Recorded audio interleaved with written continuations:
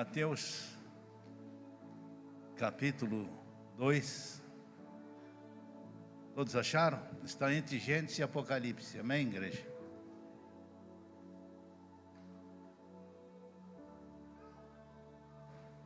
Tendo Jesus nascido em Belém, da Judéia, em dia do rei Herodes, eis que vieram os magos do Oriente a Jerusalém e perguntavam: onde está o recém-nascido rei dos judeus? Porque vimos a sua estrela no Oriente e viemos para adorá-lo.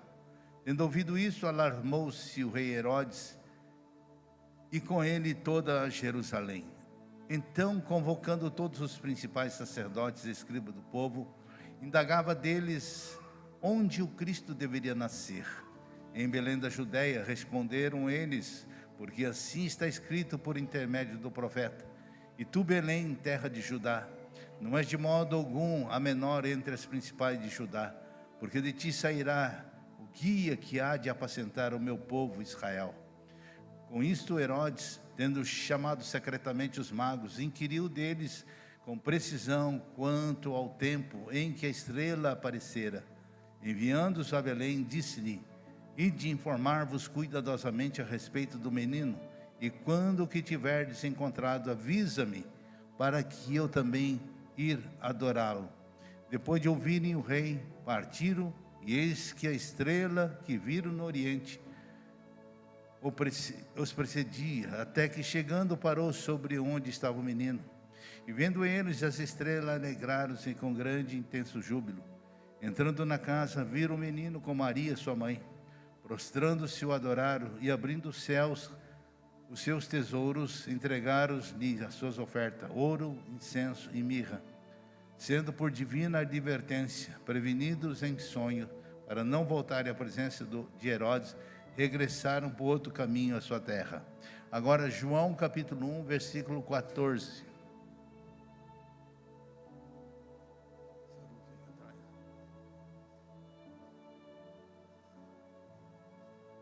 Gustavo, acende essas luzes aqui, tá?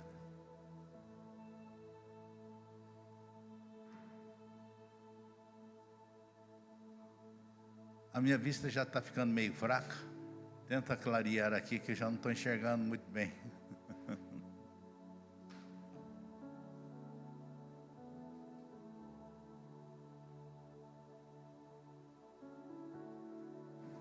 É bíblico, né? Os dias vão passando e já vai escurecendo aqui. João capítulo 1, versículo 14. E o verbo se fez carne e habitou entre nós, cheio da graça e verdade, vimos a sua glória, glória como do unigênito do Pai. Amém? Querido Deus, amado Pai que está no céu, graças te damos a Deus por mais este momento. Por mais este momento estamos aqui na tua casa para louvar e bendizer, exaltar a ti. Obrigado, Senhor, por esta noite. Obrigado, Senhor, porque sabemos que tu és um Deus que pode todas as coisas. Fala conosco através da tua palavra nessa noite mais uma vez. A nossa oração de gratidão em nome de Jesus. Amém. Podeis assentar. Nós sabemos que o Natal muitas vezes é comemorado por tantas situações, mas o verdadeiro Natal, o verdadeiro sentido de Natal tem a ver com a encarnação do Verbo de Deus. Com a primeira vinda do Senhor Jesus Cristo a este mundo para morrer pelos nossos pecados. A palavra do Senhor diz lá em Mateus capítulo 1, versículo 21, Ele dará à luz um filho e lhe exporás o nome de Jesus, porque Ele salvará o seu povo do pecado dele. Ele veio a essa terra com esta missão. A missão do Senhor é muito importante para com as nossas vidas. Quando Cristo nasce na manjedoura dos nossos corações, passamos a viver por meio dele e para ele, somente para ele. Então o Natal encontra o seu sentido e propósito divino. Eu quero dizer uma coisa para vocês nessa noite, meus irmãos, que nós temos que ter uma experiência do novo nascimento. Se não tivermos a experiência do novo nascimento, não adianta nada. Sem a experiência do novo nascimento, é pela fé em Cristo Jesus. O Natal não passa de mais uma festa em nosso calendário anual. O sentido de Natal é completamente compreendido quando comemoramos reverentemente a sua morte, por ocasião da ceia do Senhor. Eu fico pensando, fico imaginando, quantas pessoas hoje, né, têm um sentido totalmente diferenciado. É por isso que nós temos que entender verdadeiramente o sentido do Natal. Para os verdadeiros cristãos, o Natal é uma comemoração o ano todo. Todo ano. Quando Cristo nasce no coração do homem, as suas prioridades começam a mudar. Pois Deus em pessoa, por meio do Espírito Santo, passa a viver nele. Um dia eu perguntei para os japoneses, quando nós estávamos no Japão, por que é que vocês conhecem Cristo? Fala, Cristo? Aquele homem pobre? Aquele homem pobre? Ele não pode ser Deus. Ele não pode ser Deus. Porque, sendo pobre, como é que ele vai dirigir uma nação? Como ele vai dirigir uma nação? Porque lá no Japão, todas aquelas pessoas, né, todos os shoguns têm os seus castelos. E ele disse, não, ele não pode ser. Mas eu quero dizer uma coisa, que Cristo, quando nasce na nossa vida, Ele quer encontrar aquele coração que está sujo, aquele coração que realmente não tem o verdadeiro sentido do significado do novo nascer novamente.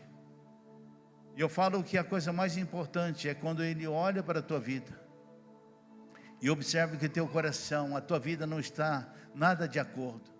Por isso que a palavra do Senhor diz lá em João 15,16, não foste vós que me escolheste, mas fui eu que te escolhi, para que vades e dê fruto. Uma das coisas que Jesus observa nas pessoas é que Ele tem um propósito grandemente traçado para a tua vida. Ele tem um propósito. A palavra do Senhor diz lá em Jó 42:2, bem sei que tudo podes, e nenhum dos seus planos serão frustrados. Os planos de Deus para com as nossas vidas é infinito. Eu falo que quando nós nascemos de novo, esse nascer é marcado pela obediência da palavra. A palavra do Senhor diz lá em João 14:23, se alguém me ama, guardará a minha palavra, e o meu Pai amará, e viremos para Ele, e faremos nele morada. E uma das coisas mais lindas é quando o Senhor começa a agir de uma profundidade tal nas nossas vidas, que Ele já vai nos dizer que somos amigos dEle. Em João 15:14 Ele disse, vós sois meus amigos, se fazer aquilo que eu estou te mandando. E o que é que o Senhor nos manda fazer? Que nós possamos adorar a Ele de todo o nosso coração, de toda a nossa alma, de todo o nosso entendimento. Se nós o amarmos, adorarmos Ele verdadeiramente, tudo começa a mudar em nossas vidas. Tudo. A melhor forma de nós comemorarmos o Natal, irmãos, é quando permitimos que Ele seja formado em nós de uma forma excelente. Sabemos que a palavra do Senhor diz em 1 Coríntios 3,16, não sabeis vós que sois santuário do Deus Altíssimo? Nós somos santuário do Deus Altíssimo. Deus quer continuamente, constantemente que nós o adoremos. É por isso que quando Paulo falou lá em Gálatas 4,19, meus filhos, por quem de novo sofro as dores de parto, até ser Cristo formado em nós. Paulo tinha uma preocupação tão grande, tanto para o povo de Corinto, com Gálatas, ele tinha uma preocupação muito grande, que ele dizia, olha, eu rogo para que vocês realmente encontrem verdadeiramente o caminho do Senhor. Porque Paulo, ele foi, de uma forma, doutrinar aquele povo de Corinto, Todo aquele povo de Corinto tinha todos os dons, mas infelizmente eles continuavam carnais. Ele disse: cresça, cresça. Por isso que a palavra do Senhor diz em 1 Coríntios 3, 1 em diante: não vos pude falar como espiritual, mas sim como carnais, porque ainda vocês precisam de leite. Quantas pessoas hoje que ainda não têm crescido verdadeiramente na palavra de Deus? Essa é uma realidade, irmãos, é uma realidade. Eu falo que quando nós começarmos a entender verdadeiramente a palavra de Deus, tudo começa a tomar um rumo, um sentido totalmente diferente nas nossas vidas. Deus é aquele que quer que nós crescemos de uma forma excelente. E se nós não crescermos de uma forma excelente, jamais iremos estar com Ele um dia. Porque a própria palavra do Senhor diz lá, Mateus 7, 21 em diante: nem todos aqueles que dizem Senhor, Senhor, herdarão o reino dos céus. Mas Senhor, eu profetizei em Teu nome, curei em Teu nome, profetizei em Teu nome. Ele diz: apartai-vos de mim, vós que praticais a iniquidade. Irmãos, uma das coisas que nós temos que nos conscientizar é que se nós não estivermos preparados para esse dia, fatalmente nós não estaremos com Ele. É por isso que eu falo que quando nós observamos as maneiras de nós encararmos o Natal de Cristo, há pelo menos três maneiras. Três maneiras. O rei Herodes, irmãos, via Jesus como seu rival. Ele via Jesus como seu rival. Para ele, Cristo era um intruso que haveria de tomar o reino de Israel, da família herodiana. Não, esse camarada não vai ficar aqui. Ele é um intruso. É por essa razão que Herodes começou, ou mesmo iniciou uma perseguição feroz contra Cristo a fim de matá-lo. Em Mateus 2,13 disse: tendo eles partido, eis que apareceu um anjo do Senhor a José em sonho e diz: dispõe-te, tome o menino e sua mãe, foge para o Egito e permaneça lá até que eu avise, porque Herodes há de procurar o menino para matá-lo. Deixa eu fazer uma pergunta para vocês aqui nesta noite, meu irmão. Quem vive no centro das nossas vidas? Quem é que vive no centro das nossas vidas? É Jesus? É Jesus que vive no centro das nossas vidas? Se Jesus Cristo ainda não foi entronizado, ainda em nossos corações, isso indica que ainda somos governados pelo eu, estamos perdidos em nosso pecado. O nosso eu precisa morrer, assim como morreu na vida do apóstolo Paulo, porque Paulo, ele era simplesmente um religioso. Ele não conhecia verdadeiramente a Cristo, não conhecia verdadeiramente Cristo.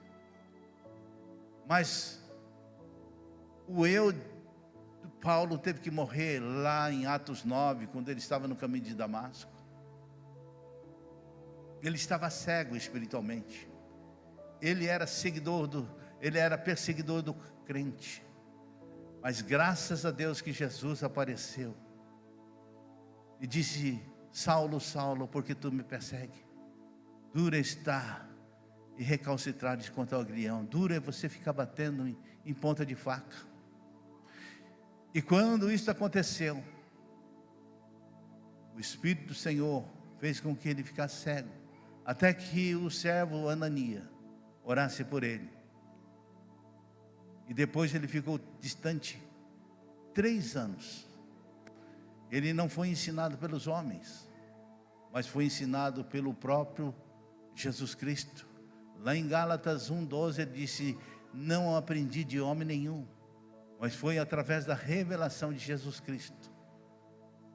Jesus, de uma forma excelente, ensinou. Ele disse: agora importa que esse homem perseguidor seja um perseguido, mas seja perseguido para que ele possa ser um verdadeiro propagador da palavra de Deus.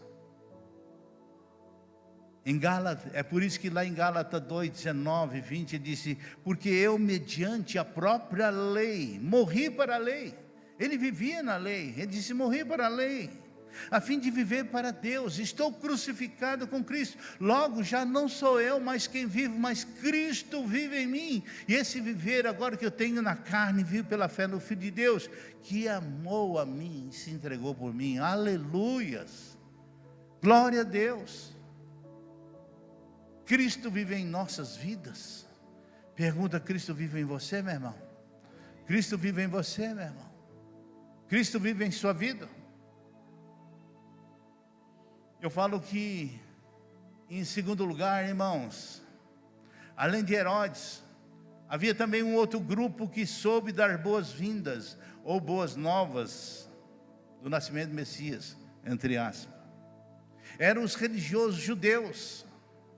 Lá em Mateus 2, 4 a 6 diz: então, convocando todos os principais dos sacerdotes, escriba do povo, indagava deles onde Cristo deveria nascer.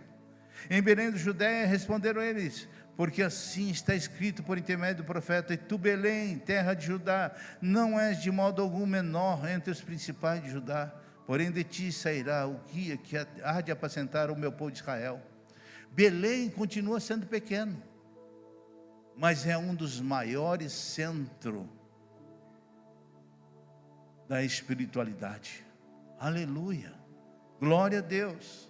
Lá em João capítulo 19, 21, disse: os principais sacerdotes diziam a Pilato: não escreva rei dos judeus, e sim aquele que ele disse: sou rei de judeus, sou rei de judeus. O problema estava no fato do nascimento de Jesus não ter encaixado na crença deles, pois cria que o Messias nasceria em berço de ouro e libertaria Israel politicamente.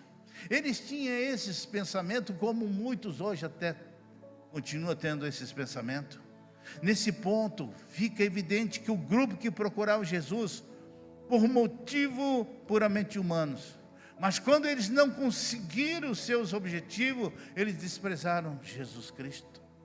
Assim também tem muitos irmãos. E por último, nós encontramos aqui o grupo dos 3 reis magos, que segundo Mateus, eles alegraram com intenso júbilo com o Natal de Cristo. Lá em Mateus 2:10, e vendo eles a estrela, alegraram-se com grande e intenso júbilo. E essa alegria converteu em adoração sincera, em uma contribuição generosa para o Senhor Jesus. Os magos vieram do Oriente para adorar o Rei Jesus e trazer presente. Que presente eles trouxeram? E o que esses presentes significam, irmãos? Compreender essa mensagem, ele é fundamental para resgatarmos a centralidade do Natal. O Natal tem sido esvaziado do seu conteúdo. Mensagens estranhas sobre o Natal têm ocupado o centro do palco e retirado da cena aquele que é dono, o sentido e a razão de ser o Natal. A figura bujuda do Papai Noel, o grande astro que tem roubado a cena de Natal, ele está presente no altar do consumismo, induzindo as pessoas a desviarem verdadeiramente o sentido do Natal. Eu falo que Natal não é troca de presentes, irmãos, nem mesa gastronômicas. Natal é o presente de Deus para com as nossas vidas. Natal é Jesus. Natal é Jesus. E muitas vezes nós, assim, não, hoje eu vou encher minha pança, né? Não é assim? Vou fazer aquelas comidas gostosas, encher minha pança, né? Depois fica até triste, não consegue nem vir na igreja, não é verdade? E fica preparando, mas não é nada disso, irmãos, não é nada disso. Os magos trouxeram a Jesus ouro, incenso e mirra. Que tributo eles estão prestando a Jesus com esses presentes, irmãos? Em primeiro lugar, eles reconheceram que Jesus é o Rei dos Reis, Senhor dos Senhores. O ouro é dedicado ao Rei. O ouro é dedicado ao Rei. A humilde criança, deitado na manjedoura, enfaixado com panos, precisou retirar-se para o Egito a fim de livrar-se da morte. Jesus, ele cresceu naquela apagada vila de Nazaré. Eu creio que ele tinha aquelas mãos calejadas, e eu creio que ele já levou até uma martelada no dedo, né? Que era filho de carpinteiro. Ele não ia ficar assim, olhando o pai trabalhar, não. Ele, como um bom servo, como ele disse, né? Eu vim aqui para servir. Ele fala assim: eu vou ajudar a fazer. Eu vou ajudar a fazer. Jesus já começou desde pequeno. Aí eu pergunto para vocês jovens: você ajuda os papais ou não? Claro, ajuda a gastar, né? Ajuda a gastar. Mas não. Ele ajudou o pai a crescer, a produzir. Sabe por quê? Você imagina, irmãos, Jesus ficar 9 meses no ventre da mãe, 9 meses, junto com aquelas águas amnióticas, enroladas nas trompas, né? 9 meses, e nasce, e é amamentado por uma mulher. Já pensou, irmãos? Ele queria passar todos os processos de um verdadeiro servo de Deus. E ele queria realmente conhecer qual que era o processo para ter uma vitória decente. Eu falo uma coisa, irmãos. Quando o Senhor Jesus, ele veio aqui, ele despojou da sua glória, da sua riqueza, fez pobre. Não tinha nem mesmo onde reclinar a cabeça. Era o Rei dos reis, Senhor dos senhores, o Criador, o dono do mundo. Jesus abriu a mão da sua glória para vir a este mundo, encarnar-se e tornar-se Deus conosco. Homem semelhante a nós, exceto no pecado. Ele não pecou, irmãos. Os magos reconheceram que Jesus é o Rei dos reis, a suprema autoridade nos céus e na terra, aquele que está no trono do universo e dirige as nações, que levanta reis, destrona reis, que faz todas as coisas conforme o conselho da sua vontade. Diante dele todo joelho há de dobrar no céu, na terra e no inferno. Glória a Deus. É por isso que eu sempre estou dizendo que no último tempo o Senhor Jesus, ele estará reinando com cetro de ferro. Aquele que não dobrar, ele vai quebrar e vai ajoelhar na marra. O Salmo fala isso. Então eu falo uma coisa para vocês, irmãos. Todas as criaturas deste universo, todas, estão sujeitas a Ele. Ele é o soberano absoluto sobre tudo e sobre todos. Nas mãos dele está o destino dos povos, das nações, da igreja e da sua própria vida. Aquela criança enfaixada em panos e deitado na manjedoura é aquele que tem o livro da história das suas mãos. Ele sabe tudo aquilo que você faz. E lá no último tempo, né, conforme diz lá em Apocalipse 5:7, a sua história está escrita. Tudo aquilo que você faz, tudo aquilo que você deixou de fazer, está escrito lá. Está escrito lá. Ele é o maior do que os grandes reis que ostentam o seu poder, que construíram impérios pela força do seu exército. Ele é maior do que os grandes monarcas que acumularam riqueza e granjearam fama. Ele é aquele que diante dele todo joelho precisa dobrar no céu, na terra e debaixo da terra. E os joelhos vão se dobrar, irmãos, queira ou não queira. Lá em Filipenses 2, 9 e 11 diz: pelo que também Deus o exaltou sobremaneira e deu o nome que está acima de todo nome, para que ao nome de Jesus se dobre todo joelho no céu, na terra, debaixo da terra, e toda língua confesse que Jesus Cristo é o Senhor, para a glória do Deus Pai. Aleluias. Quantas pessoas hoje que não têm essa capacidade de olhar e de perceber que se nós um dia quisermos estar com Ele, precisamos estar verdadeiramente amparados na palavra de Deus. Oséias 4,6 disse: o meu povo perece por falta de conhecimento. Mateus 22:29 diz: errais por não conhecer a Escritura nem o poder de Deus. Quantas pessoas estão vacilando? Quantas pessoas hoje que não têm mais essa capacidade de estar observando tudo aquilo que Deus quer para com nossas vidas?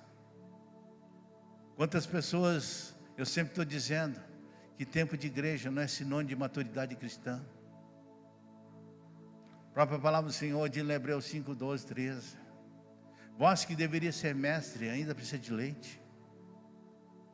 Vós que deveria estar ensinando, ainda precisa de leite. Irmãos, Deus quer todos os dias que nós cresçamos verdadeiramente. Se nós não crescermos, não adianta. Em segundo lugar, irmãos, eles reconheceram que Jesus é o sumo sacerdote, porque o incenso é o presente para o sacerdote. Até o tempo de Jesus, o sacerdote oferecia sacrifício para si e pelo povo. Esse sacrifício precisava ser repetido, pois eram imperfeitos, oferecido por homens imperfeitos. Mas Cristo, Ele veio ao mundo como supremo sacerdote, o sacerdote perfeito, sem pecado, para oferecer um sacrifício perfeito, que é a sua própria vida. E Herodes confirmou 3 vezes: não vejo defeito nenhum nesse homem. Não vejo defeito. Ele estava dizendo: estou atestando que Ele é o sacrifício exato para morrer por nossas vidas. Jesus é o Cordeiro de Deus que tira o pecado do mundo, mas também é o sumo sacerdote que na cruz fez o único e cabal sacrifício pelo nosso pecado. Ele é ao mesmo tempo o sacerdote e sacrifício. Jesus é nosso único mediador entre Deus e o homem. A palavra do Senhor diz lá em 1 Timóteo 2,5: há um só Deus e um só mediador entre Deus e o homem, Jesus Cristo de Nazaré. Não tem outro que fica mediando sobre as nossas vidas. Não adianta pedir para Pedro, Filipe, Maria, Bartolomeu, não. Peça diretamente a Ele, Rei dos Reis, Senhor dos Senhores. Ele é o único, não existe outro, irmãos. Não tem outro Salvador. Isaías 43:11 diz: eu sou o Senhor e fora de mim não há Salvador. Atos 4:12 diz: olha, não existe outro Salvador, a não ser Ele, que pode nos dar a garantia da salvação. Não tem outro. É por isso que eu falo, irmãos, quantas pessoas, infelizmente, se errando, se equivocando por tantas circunstâncias que está ocorrendo nesse mundo. Aquele que abriu para nós um novo e um vivo caminho para Deus.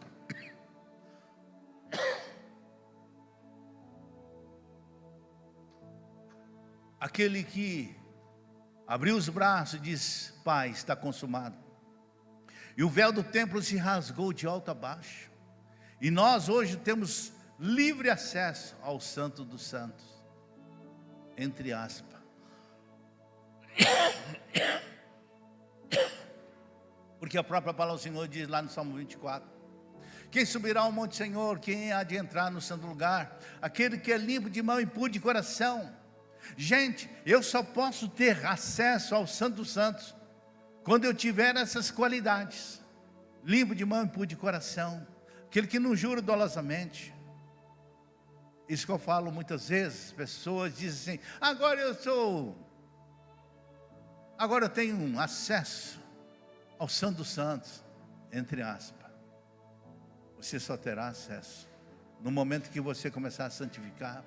Por isso que a palavra do Senhor diz lá em 1 Tessalonicenses 5:23, o mesmo Deus da paz vos santifica em tudo, espírito, alma e corpo, vos conserve íntegro e irrepreensível até a volta de Jesus. 3 situações: espírito, alma e corpo. Irmãos, não é de qualquer jeito, não é de qualquer maneira que você vai para o céu. Nós temos que ser e ter essas qualidades ímpares. E eu falo assim, qualquer tentativa do homem para chegar a Deus por meio dos seus esforços, das suas obras, dos seus predicados morais, dos seus sacrifícios, das penitências, conspira tudo contra a obra perfeita de Cristo. Eu sou bonzinho, faço isso, faço aquilo, dou esmola. A palavra do Senhor diz lá em Efésios 2:8-9, pela graça sois salvos, mediante a fé, não de obras, para que ninguém fique gloriando. Irmãos, Deus é aquele que está constantemente alertando. O único que pode salvar é Jesus Cristo. Único.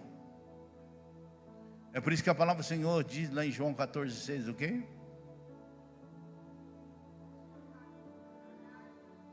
São essas pessoas? Eu sou o caminho. Eu sou o caminho. Artigo definido. Mas você sabia que tem 2 caminhos religiosos?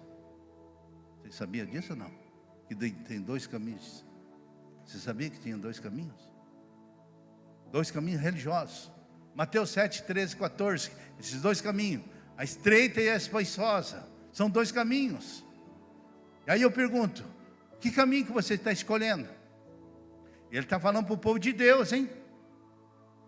Está falando para o povo de Deus, hein? Porque muitos acham, não, agora estou tranquilo, agora eu batizei, estou na igreja, tal, eu posso fazer. Negativo.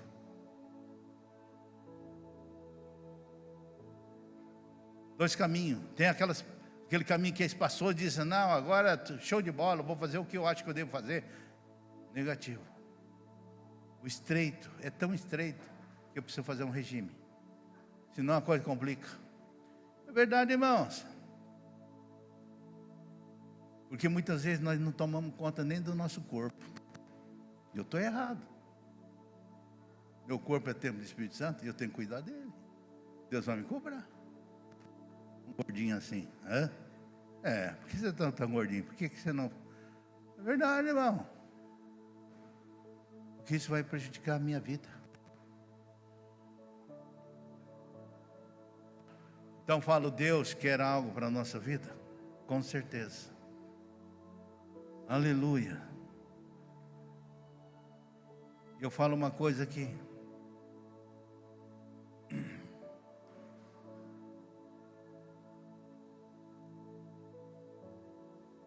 Jesus pagou um alto preço para nossas vidas. Ele bradou lá na cruz e disse, está consumado. Isso está lá em João 19:30. Está consumado. Irmãos, eu fico pensando, você está preparado para esses dias? Essa semana aqui, praticamente, foi a semana dos funerais, né? Começando de terça, quarta. Meu Deus. Eu falo, se as nossas vidas não estiver preparadas, irmão, as coisas podem complicar. As coisas podem complicar.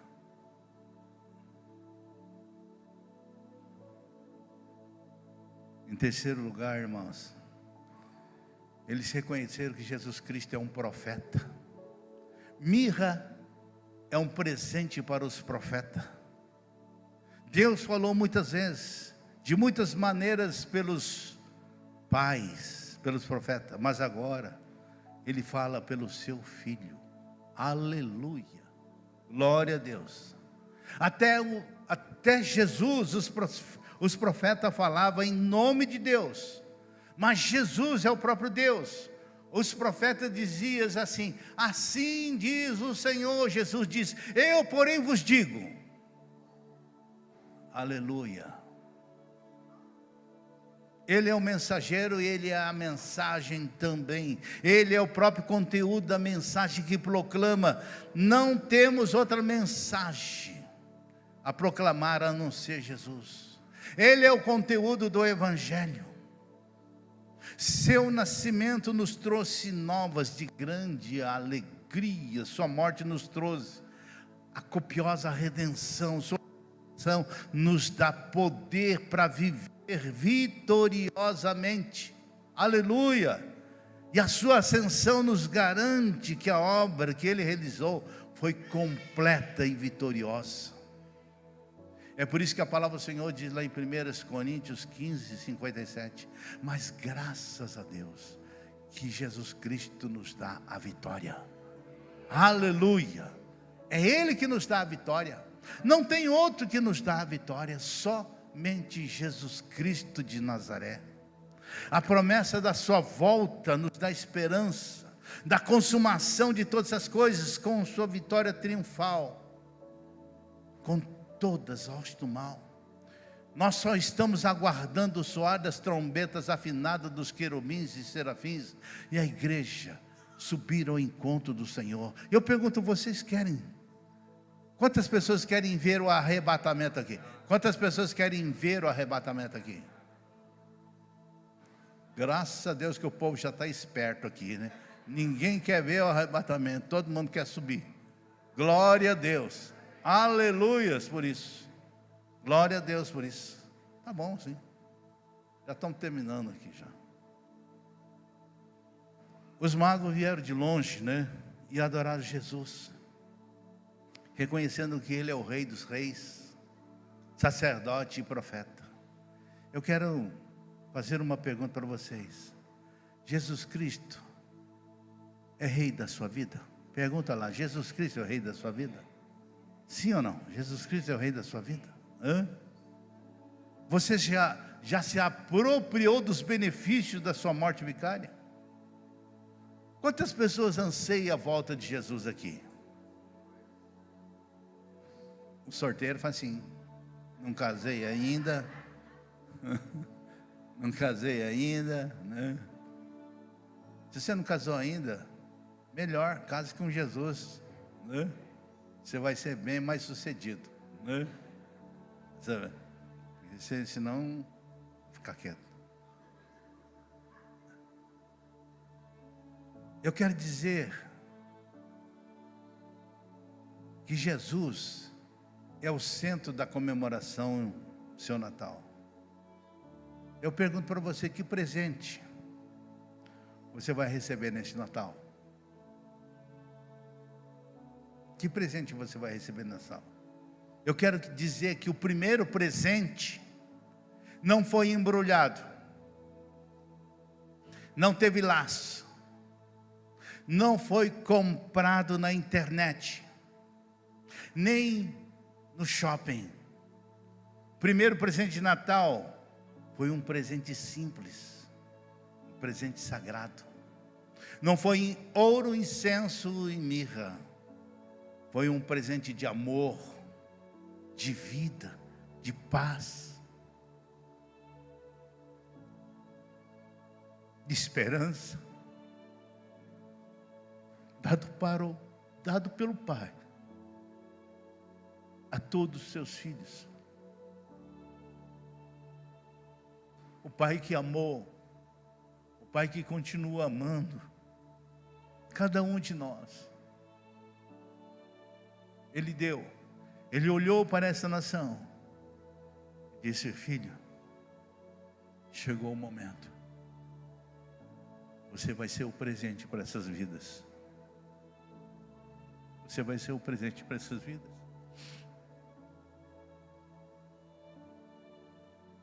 Agora eu quero que todo mundo fale. Se vocês não falarem, eu vou excluir do discipulado. João 3,16. O que fala lá? Por quê?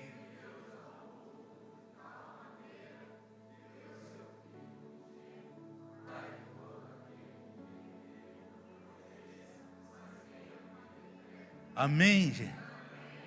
Esse foi o maior presente para a tua vida.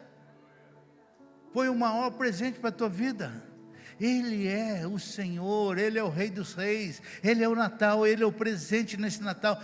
Descubra esse presente, abrace esse presente, porque no momento que você abraçar esse presente, você receber esse presente, Ele vai mudar a tua história.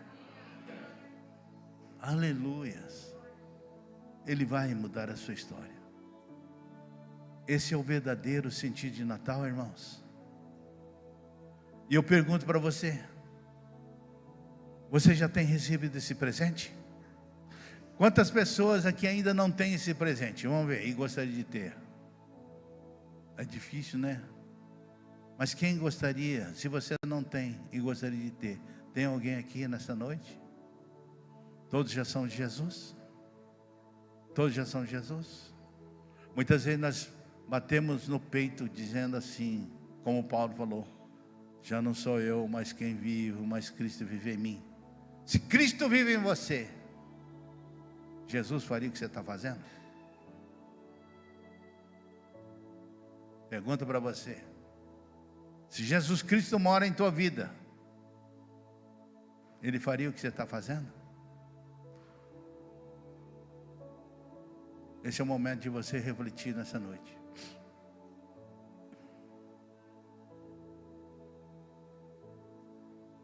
Eu quero fazer uma oração especial para você.